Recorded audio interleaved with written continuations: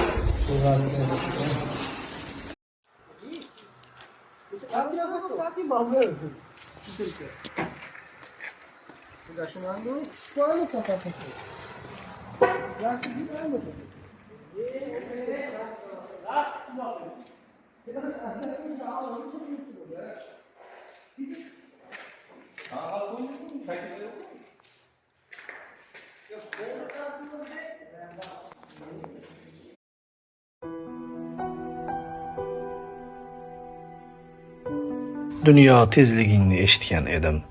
O'tkinchiligingni so'ylardi hamma. Shunda ham isyonkor bandalarimizda yil tez o'tmaydi deb o'ylardi hamma.